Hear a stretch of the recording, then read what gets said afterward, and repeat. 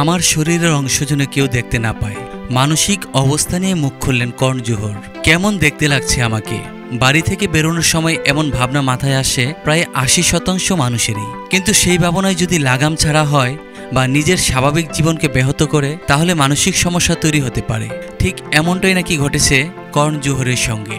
Body dysmorphia নামে এক মানসিক রোগে আক্রান্ত কর্ণ জোহর সম্প্রতি এক সাক্ষাৎকারে নিজেই জানিয়েছেন পরিচালক বহু বছর ধরে মনোবিদদের সাহায্য নিয়েও এই সমস্যা থেকে মুক্তি পাননি বলেও জানান কর্ণ। কিন্তু কি এই বডি ডিসমরফিয়া?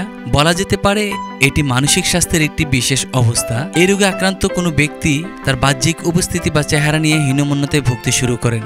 নিজেকে কেমন দেখতে লাগছে এই নিয়ে আত্মবিশ্বাসের অভাব তৈরি হয়। এই একই সমস্যা রয়েছে কর্ণ জোহরের। নিজের চেহারা নিয়ে নাকি কখনো স্বাচ্ছন্দ্য বোধ করেন না পরিচালক। চেহারা লুকানোর জন্যই সব সময় বেছে নেন অতিরিক্ত ঢিলে ঢালা পোশাক। পরিচালক বলেন, আমার বডি ডিসমরফিয়া রয়েছে, সুইমিং পুলে নামতেও আমি স্বাচ্ছন্দ্য বোধ করি না। জানি না কেন এমন হয়। এই সমস্যা অতিক্রম করার চেষ্টা আমি বহুবার করেছি। যতই সাফল্য আসুক, আমার সমস্যার সমাধান হয় না।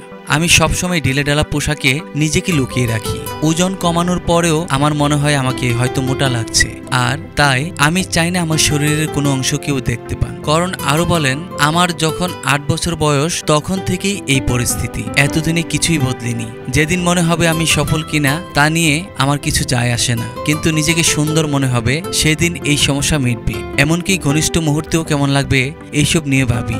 এর জন্য আমি মনোবিদের সাহায্য নিয়েছি। এমনকি প্যানিক অ্যাটাকের পরে আমি ওষুধও খেয়েছি। উল্লেখ্য, সম্প্রতি মুক্তি পেয়েছে কর্ণ জোহরের প্রযোজিত ছবি কিল।